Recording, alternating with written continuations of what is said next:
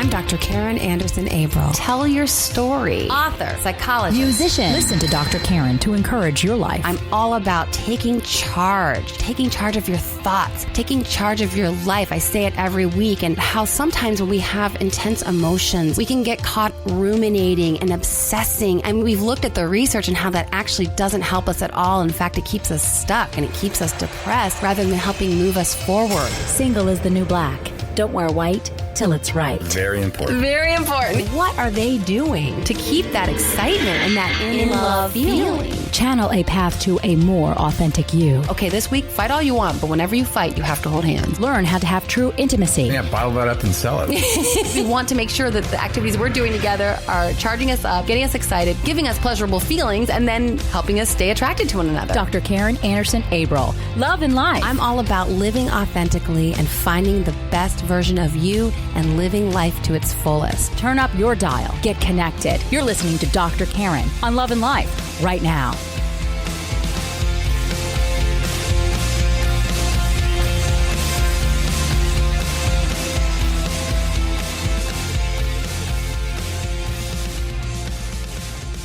Welcome to Dr. Karin Love and Life. Hi there. I'm Dr. Karin Anderson-Abel. I'm a psychologist, author, speaker, former professor, and musician. You might know me from my latest book, Single is the New Black. Don't wear white till it's right. Here on Love and Life, we talk about living and relating authentically in all realms of life. We look at how to have true intimacy in romantic relationships, more meaningful friendships, healthier family connections, more productive and fulfilling careers, and we learn methods for staying happy, hopeful, and positive, all while channeling a path to a more authentic you, living an authentic life. So on Love and Life, we cover a great deal of topics. I mean, obviously, love and life, that's a pretty broad spectrum. It pretty much covers the gamut. And we deal with a lot of important topics from a psychologist's point of view. And we look at the research and theories and how we understand human relating and behaving and thinking. And when we talk about life, we obviously have to talk about a very important topic that we haven't touched on the podcast yet. And that's death, which is obviously part of life, a painful, oftentimes horrific part of life, and something that, frankly, a lot of us avoid thinking about and avoid talking about because it's awkward and it's uncomfortable and it's hurtful. And so oftentimes one of those subjects that we don't really have a good way of managing and handling as we go through our daily day-to-day interactions. So I do want to cover it on Love and Life. It's important, and as I said, our culture really doesn't do a good job with it. I'm not an anthropologist, obviously, but I don't know if other cultures maybe are better than American culture. But for example, here we give people, if you have a loss, if you experience a death, we give you 2 days bereavement, and then we expect you to be back at work with your A game. We don't really have any kind of terms, or we don't really have protocol for how to approach people when they're grieving and when they're going through loss. And maybe in the past we were even better at it. I'm not sure, but I think about years ago when a woman would lose a husband, she would wear black for a year. I think it was just minimum of a year that she would wear black. And that gave her an identity and a signal. I'm a widow. That's her identity. I'm taking on this new identity based on the loss I've experienced. And I'm wearing black, which signals everyone, gives them kind of a heads up. Here's what I'm going through. Please be careful with how you treat me because I'm fragile right now. I'm grieving. That was a tradition that at some point went by the wayside. And I think that probably makes things more difficult for all of us because we don't really have good protocol, a good process for interacting with people when they're going through profound loss. And I think about even a term like widow or widower, which does provide a person who's lost a spouse that identity. That again, because words are powerful and because our language is influenced by our societal thoughts and our societal norms. So we give that person who's experienced that particular type of loss, we give them, this is now your experience, and we give you a label, which then again can be helpful because people go, well, she's a widow or he's a widower. But what about if you lose someone and there's a unique component to it because that wasn't your spouse, and yet the loss was just as profound? So I'm thinking about, for example, someone who's lost a fiancé. You're not dating, wasn't just a boyfriend or girlfriend, and you were engaged to be married. You had hopes and dreams for a life together, and yet that doesn't happen because of the loss of one of the fiancés. We don't have a term for that. Where does that leave someone? And I'm wondering if in those situations that the loss could then be compounded by this nebulous space that you're in. You don't get the societal understanding of, well, this is a widow, so this person, we can know a little bit how to handle this person or how to respond to this person. When there's no name for the loss, is there perhaps a more intense even, or pain that is doubled in a way, or I don't know if doubled, I don't know if there's any point in quantifying it, but if there's an additional component to the pain because we really don't know how to deal with it. And so to delve into this topic a little bit, to look at and examine a unique grief, I'd like to invite to the podcast Christine Infanger. And we've connected over the last couple years through another podcast that we both listen to, The Girls Hour, which is an awesome podcast, by the way. Shout out to Jen and Michelle. And we connected on Twitter and had this really, which is, again, I've talked about a little bit on Love and Life. Every once in a while, you have this really organic connection that feels very much like if you ran into someone at a party and you just hit it off. And it actually happened through tweets. And then we met up for dinner because we didn't live too far away from each other. And as we got to talking, I came to know that Christine has experienced a very unique grief. And she was willing to share some of her story with me when we met. And then I asked her if she'd be willing to share some of her story with you, because I think one of the things that can be important about a podcast like this, where we cover so many different topics, but if we can learn from each other's story and each other's experience, how to best then handle, especially some of these situations in our culture where we don't really have a roadmap. I think that could be something that could be useful for all of us. So Christine, thank you so much for joining me today, and welcome to Love and Life. Thank you for having me, Karen. It's great to finally be here. Yeah, I really appreciate it, especially because we are talking about a very sensitive topic and one that I think many people would have a hard time sharing because it's going to require some vulnerability, which I appreciate your courage. And I know that you are not just doing my show, but you have been doing some writing about this. And so it seems like it's very much a part of your processing your pain and your recovery. But I also know that as much as that will be important for you and helpful, I know that you're going to help a lot of other people. So thank you so much for being willing to share. Oh, no problem. I'm happy to do it. Not the most fun stuff to talk about, but I know when I was experiencing it, I couldn't find any resources. So if I can make somebody feel a little bit better and a little bit less like they're not the only one in that situation, then I will have done something productive. Absolutely. Yeah. And I think that is a really beautiful motivation, because there are many times those situations where you feel so isolated. And that's, of course, the beauty of social media and the beauty of podcasts and books, if they're available. But oftentimes they're not. And I don't know, books are a little bit different because you have to get an agent and a publisher. And so maybe that format is not always as available. Someone who has something to say, if the publisher doesn't deem it to be a bestseller, right, it may not get published, and then that important message will not be able to be available to folks. But I guess to start, to give listeners an understanding of kind of where you're coming from with this topic and this subject, and if you don't mind sharing a little bit of your story just to kind of catch everyone up to speed. Sure. So I was never someone that always needed to be in a relationship. I was never the girl that dreamt about her wedding. I really had no interest in any of that until I met the person I wanted to marry. And he was very ill for a long time. And then he had a stretch of over a year where he had been healthy.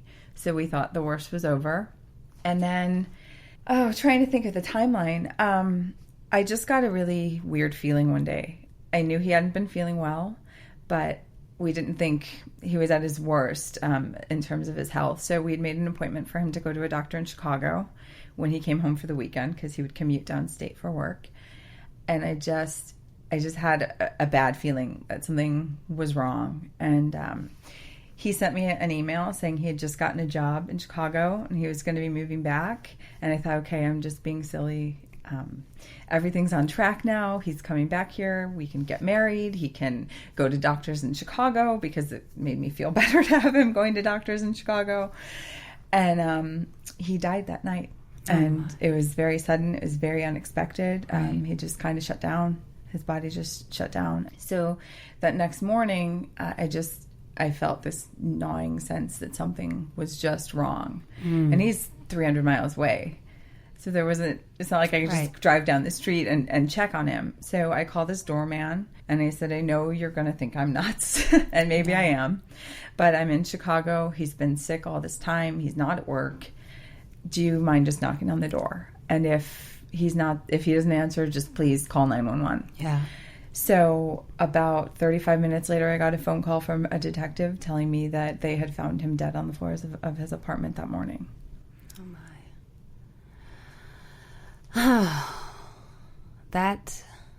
Your intuition and just that sense, and then battling that, part of you like, no, I'm just freaking out because everything is finally falling into place for us. Exactly. And then to lose him. And it was all stuff I'd never done. Like, I'd never asked his colleagues if he was at work before. Yeah. I even when he was sick, I just never had that feeling before. Even when he was in the hospital, I always just kind of felt like he's going to pull through this. He's going to be okay. But that day, calling the doorman and asking at work if he was there, it's just not stuff that was my nature to do that. I'm not someone that's always checking up on my boyfriend and trying to see if they're where they say they are. It's all very antithetical to me. So I don't know what it was about how all of that came together that made me just kind of feel like something was very, very wrong. But I was not wrong. No, sadly. Unfortunately. Right. From there, I'm curious, death, and then you are a part of things. But like we talked about a little bit earlier, you're not the wife. So there's this whole part of the process that you were almost the wife, but then not. And so then I would imagine that then the steps toward even funeral preparation and all these things that would then be part of what a wife would do with her husband's passing, you didn't do. And I would imagine, as painful as those steps would have been, they could have also been partly therapeutic, and you were denied that. Initially, his parents, I have to say, were wonderful. And they told me right away they would let me be involved in as much or as little as I wanted to be involved in. So they could have very easily not been in the state of mind to even think about it. Sure. Or not granted me that courtesy, because I had no legal rights. Right. And as much as people talk about marriage only being about a piece of paper, there are times that piece of paper is very important in terms of what your rights are and what you can do to be proactive in a situation. So had his parents tried to shut me out or something, I would have had no recourse. Right. But they were wonderful. And I was able to plan everything with his family. His sister pretty much took the reins and did most of the coordinating. And, but his brothers and sister and I picked out the casket together. We went to the cemetery together. We all did that stuff. And they included me in every aspect of that, which they didn't need to. But it was wonderful. I don't want to say it was easy, because I went from, picking out wedding stuff and going over who our wedding party was going to be. Oh, my gosh. We just tentatively booked a date for Wrigley Field because that's where we were going to get married. And then literally 2 days later, we're shopping for caskets. And they could have made that so much harder, but they really included me like I was part of the family. So that did help a lot. Yeah, that was a tiny, tiny little blessing in the midst of that. You're listening to Dr. Karin Anderson-Abel on Love and Life. Go to our website, drkarin.me. That's www.drkarin.me.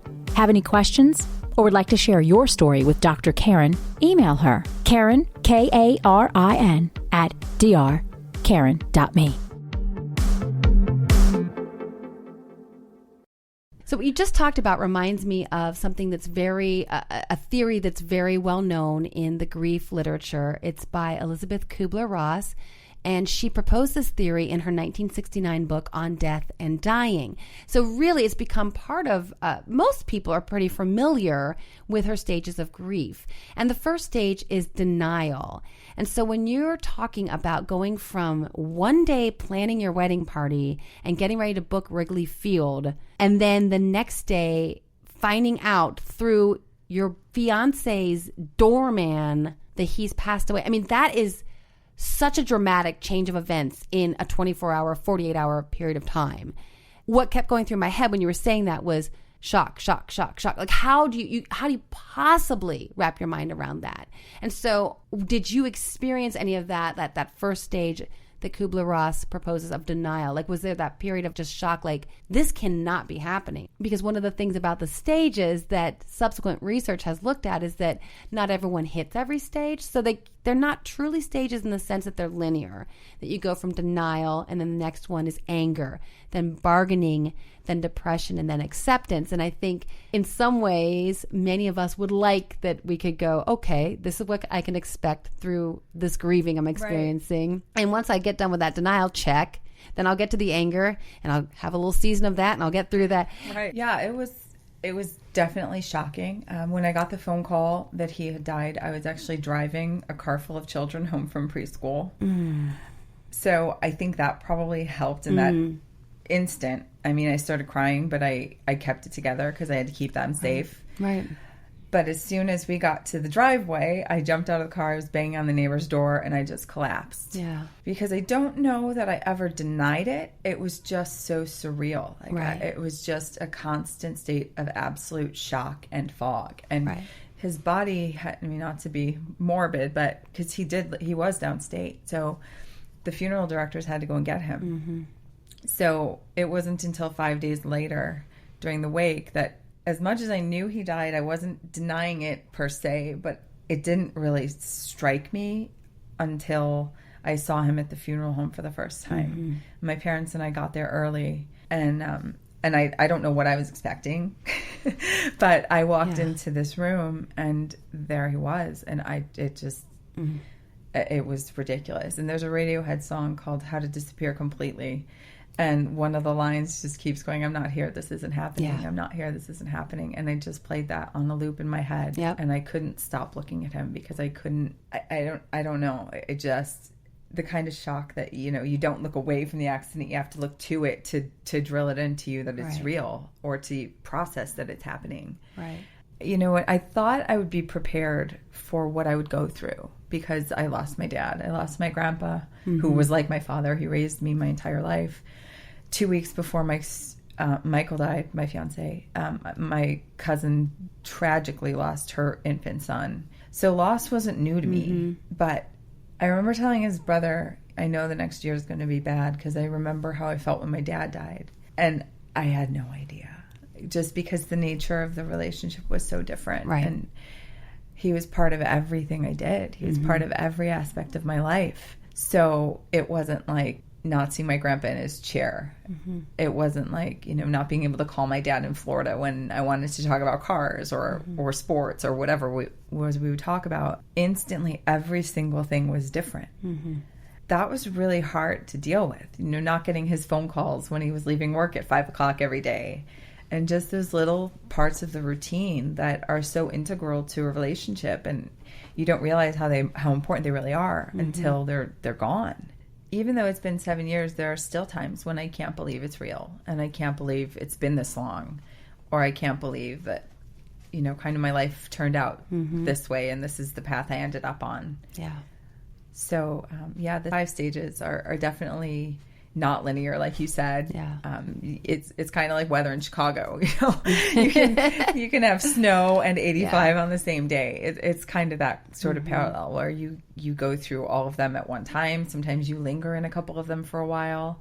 Sometimes you have them going on at the same time. I think all of us grapple at some point, or at many points in life, the lack of fairness and logic. And I know that when I've been through, and have not been through the loss you've been through, but the losses I've encountered, one thing that has been very painful and kind of heaping salt into the wound has been when someone has tried to provide me with some fairness and logic to the loss, when I'm quite convinced that they don't have that answer for me, yet they're quite convinced that they have that answer, and they have all the best intentions, and yet what they're sharing with me is actually not helping at all, even though I understand that that's their motivation is to help. So I'm curious if there were any particular comments that you heard from time to time that actually were counterproductive in terms of making you feel better. Oh, for sure. The well-intentioned idiocy, as I said before. I like that. Yeah, people are very well-meaning, and it's clear when people aren't saying things out of malice or to make you feel bad. They're trying to relate to you. They're trying to provide some kind of comfort. And mine wasn't a situation where I had lost someone that was 95, who had lived their fullest life and accomplished the things they wanted to accomplish. So I think in those kinds of situations, when it's not someone who's, quote, supposed to die, that's when people get really uncomfortable. Yes. Because there's almost a part of it where they think it's contagious too, I feel like. Where like they don't want your not your bad vibes necessarily, but they don't want to accept that maybe that could be their reality. So that makes them even more uncomfortable. So I heard a lot of comparisons to divorce. That was probably the most common thing that I heard, was something along the lines of, I know exactly how you feel. I was divorced, or I'm separated from my husband, or I'm separated from my wife. And while I absolutely know that's its own kind of loss and its own tragedy and requires its own mourning period, it's not the same. And that is, again, getting into why I'm even talking to you. Because it's one of those things where I didn't really fit anywhere. Probably the most hurtful thing was when somebody told me, at least you weren't married yet. Okay, because why does that help? Because apparently, if we'd been married the day before, I guess it would have been a more valid grief. I don't know. See, the validity, that's the piece I'm wondering. And again, I know they're just trying to say something to make me feel better. Yeah. But what people don't know is they're not going to make someone feel better, whether they lost their dog or their cat or their fish or their husband of 55 years or their child or a sibling. You're not going to make that person ever feel better. But there are a lot of things people can say that make you feel really, really worse. Okay, like I'm floored that someone would ever try to compare death to divorce, which yes, they're both loss. Yes, but I mean, I'm astounded that someone ever came at you with that. I really am. Oh, not someone. I mean, ask anyone in this community and everyone's heard it. That's amazing to me. It's probably, I mean, if there's a book of go-to things to say, I think that's probably atop the list, because I've not encountered anyone in a situation similar to mine who hasn't heard that. That is really, okay. So then it's a really important word for listeners to hear. If they see themselves heading in that direction of making that comparison, please do not. It's not helpful. Yeah. And again, there are aspects you can relate to when someone's going through that. It's a huge change. Your life plan has changed, and sometimes you didn't get a say. I know plenty of people who didn't amicably get divorced, but one partner surprised the other one and said, I'm out. Right. So a lot of the aspects do parallel, absolutely, but it's not the same. It's still not the same. And I think about funerals and how everyone's anxious and nervous when they go, because we know if you're going, you're attending, you've lost someone, but obviously the family and the close group of folks that were very closely connected to this person, they're grieving at a different level, and people are so anxious and so awkward. And it's partly, again, because we don't have any kind of script for this. We don't have a good way to go about this in our culture. And I think, and I've heard from other people, one of my best friends lost her mother very young, and she said that very much what you're saying, just be careful. Just an I'm sorry is enough. And just to be with the person, just the willingness to go and sit in that very sad space with that person. Just being there in their presence is communicating your empathy and your concern. For sure. And I think some people avoid those circumstances. Oh, absolutely. And I had tons of people just vanish. Yeah. People that I would have thought would stick by me, would be there if I needed them. And I guess that if there's a benefit, you really do really strengthen the relationships that matter. And you also find new ones that you didn't ever expect to find because you're in this new little club. Yeah. So I befriended a woman who was she's my best friend's aunt's sister. So it's kind of a 6 degrees of separation thing. We met December of 2010, I think. Maybe it was 2011. It was the next year. And her husband had died the August after my fiance died. And she's way older than me. It's not like we would ever be in the same setting and in any way able to relate to anything the other had to say. But we had this huge thing in common. And she was a wonderful, unexpected friendship. And she's always there for me. I'm there for her. We email, we talk. And I know if I'm crying or I need to cry or something good is going on, but kind of related to my grief, like when I started dating, I called her and I said, this is what I'm going through. And she's always there to support me. But talking about what can be helpful, I think the most helpful thing I heard, and this is just my experience, but a lot of people were telling me, you'll find someone new or you can date again, as if I was just sad because I was going to have to date or something. I don't know. It was very weird, but I heard a lot of that. And my friend Polly, who I've known since I was 18 or 19, she's kind of like my surrogate mom.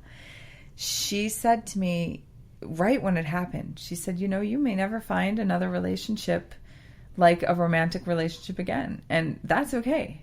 If you just want to be alone, you're allowed to do that. The simplicity of it actually floored me. Because for a week or 2 weeks, I'd been hearing, you'll date again. You'll meet someone new. Oh, my gosh. And I didn't want to hear it. But finally, somebody just said, no, maybe you won't. Maybe you won't want to. And if you don't, that's okay. And I just felt like it took so much pressure off of me, even though she was just one person. But it just kind of made me say, okay, this is something that I can control. And I don't have to do this if it doesn't feel right for me, or if I'm not ready, or if I'm in too much pain. And it's just the most simplistic thing, but just letting people know that they have control a little bit. Right. Because you don't feel like you do. And you feel isolated anyway. And then you've got everybody telling you that your grief isn't valid, or they can relate because they had a hamster die when they were 4, or whatever. Any number of things people say to break the awkward silence. Right. But that was so helpful. Hi, I'm Miriam Connor, and I listen to Dr. Karen Love and Life in Cleveland, Ohio.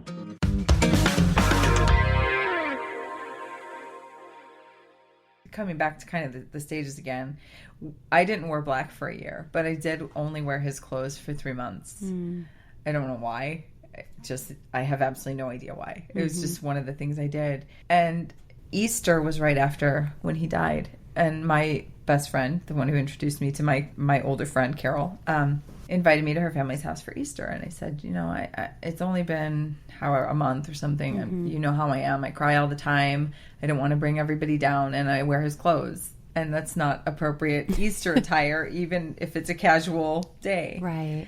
And she said, no, everybody wants you to come. So just come here and spend the day with us. I don't want you to be alone. So I got there, and she had worn a shirt of his that she kept.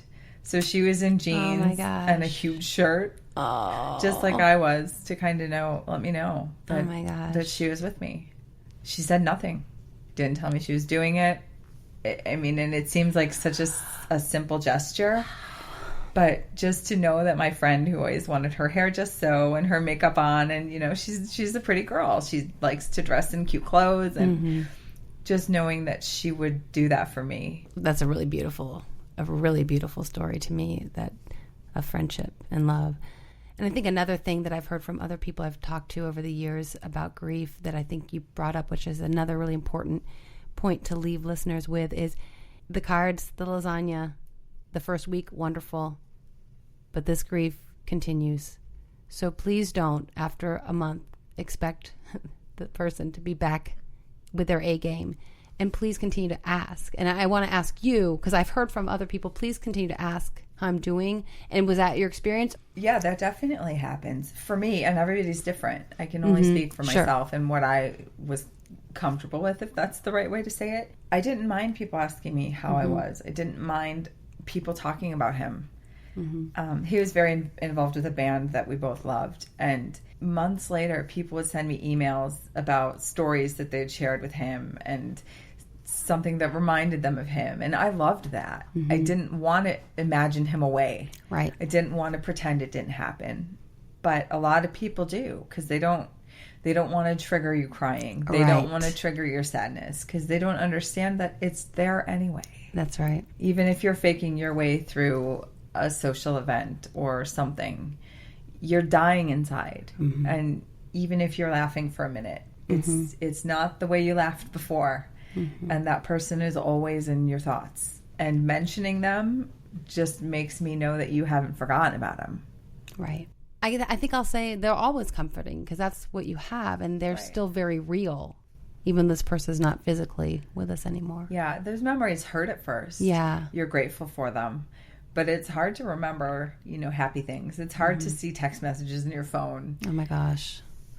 Things like that. Oh. But you don't want them not there either. Right. I didn't anyway. I guess I do kind of, to the extent that our culture does struggle with handling one another's emotions, I don't think we're really that good at it. And I want to assume that people are coming from a very tender, heartfelt place. But then I also do agree with you at times. People may not want to bring things up. Well, I don't want Christine to get upset. I don't want to see her cry. But is that really about you, or is that that causes them to be uncomfortable? Right. And they don't want to feel uncomfortable. Yeah. So please don't cry, because then I'll feel uncomfortable. Right. It'll be weird for both of us. Just don't. Yeah. Right. Hi, I'm Maureen, and I listen to Dr. Karin and Love and Life in Mississippi. And again, people are different in responses, as you're saying, but I think there's the universality of loss. And the more that we have conversations about it, the more I think we can equip ourselves to be more sensitive. Oh, definitely. And it's hard to equip yourself, because you first of all need to be in a horrible situation to glean that experience. Right. And nobody wants to be. Right. But you also, when you're like, the problem I had, well, one of many, but I'm somebody that I like to relate to people. I like researching things. I like to understand things. I like the logic behind things. So I was very into watching autopsies and understanding that process. That was another weird obsession I had at first. But then when I started looking for a grief counselor, looking for a bereavement group, looking for books, there wasn't anywhere that I had a group of peers in the sense of people who had been through my experience at my point in my relationship. And there are so many bereavement groups that focus on cancer deaths or suicide deaths or addiction or military spouses. And all of those people absolutely have their own unique grieving processes. But I couldn't find any groups for people who lost a boyfriend, a girlfriend, a fiance, because they all cater specifically to one group, whether it's parents who've lost children or people who were hit by drunk drivers or any number of little niche groups within the grieving community. There was none for me. There were no books about what to do when you're not married yet. Right. Their podcasts weren't really around then. They were just kind of starting. Right. So there wouldn't have been one like yours where somebody would be doing a show about it. Right. And you're isolated enough, and then to feel like I can't possibly be the only person that this has happened to. I mean, you've seen this stuff on the news before, but there's no support for it. So I went to a young widows group that my grief counselor had told me about. She'd heard good things about it. And even there, I was the youngest person by probably 15 years. Wow. And I wasn't married. Right. I mean, I wasn't technically a widow. It was just another place for me to feel like I was alone, because these are the people I'm supposed to be able to relate to. And these are the people that I'm supposed to find comfort in, because they've been through what I've been through. They didn't get the lifetime together. They didn't get the 75 years of memories. Right. So I'm supposed to be able to relate to these people, and I feel even more alone here. So you're already grieving. You're already experienced profound loss. You already feel isolated, and now you feel more isolated because you're supposed to be able to relate to these people. You're supposed to have common ground here, and you're not feeling it, which again sounds to me like heaping more. Oh, for sure. Hi, Hi, I'm Michelle from Valparaiso, Indiana, and I listen to Dr. Karin Love and Life. Well, one thing you've talked about is your writing and contributing to books. And so, in a sense, it sounds like there's been now a vehicle for some of this that wasn't available to you. Like you said, when you went looking to the self-help section, a book that was really specific to your particular grief was not available. And so I'm curious how you stumbled upon the folks who are writing this book and were able to have the opportunity to contribute. Yeah, so I don't actually even remember how I found them, but it's called the Grief Diaries, and it's a collection of books that they solicit and accept contributions from everybody from everywhere. And every book is about something very specific. So my husband was killed in the line of fire in his police work, has its own book. Okay. Military spouses have their own book. Yeah. Cancer, diabetes, everything you can imagine has its own book. So I was finally able to see a book about sudden loss and one about losing your partner when you're not married yet. Whether it's because you're not allowed to be or you've chosen not to be or for whatever circumstance may apply to you.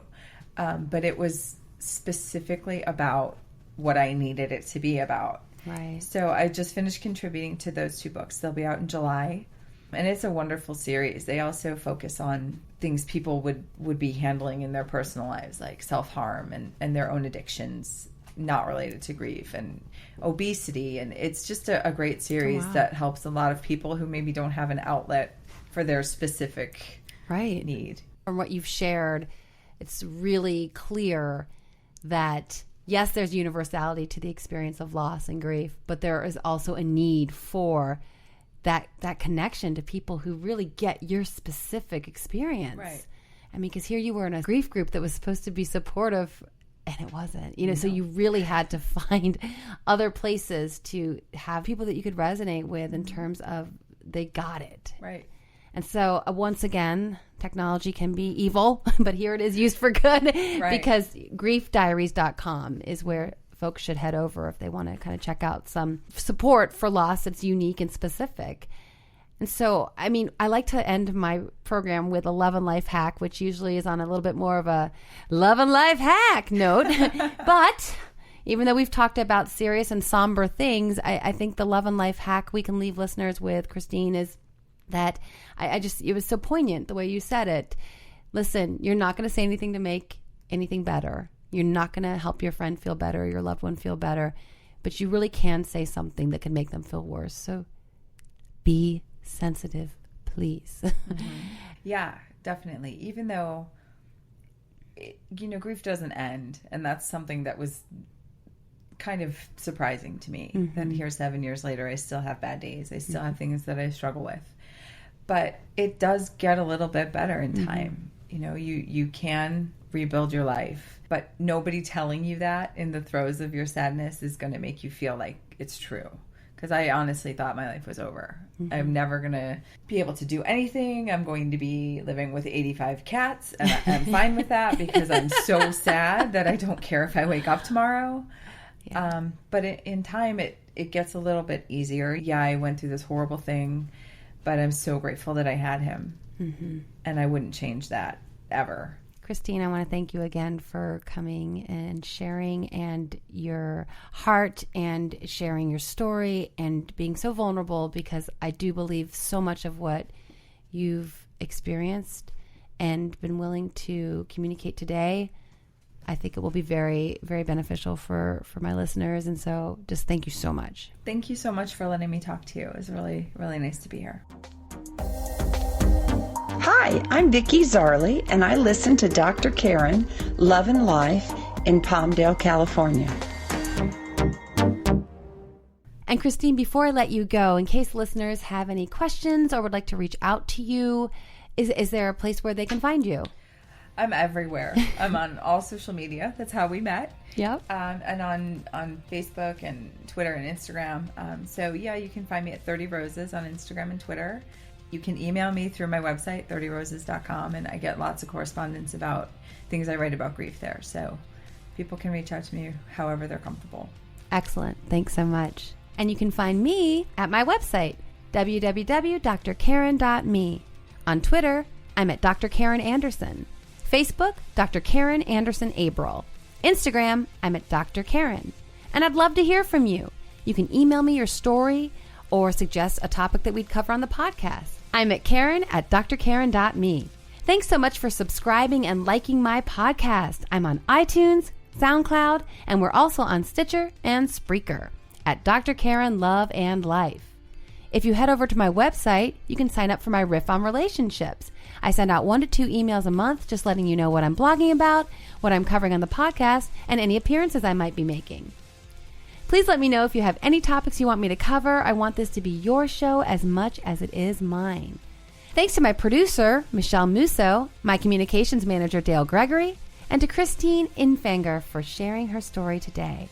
Take charge of your thoughts. Take charge of your life. This is Dr. Karin Anderson April. Thank you so much for listening. Until next time, make it a great week.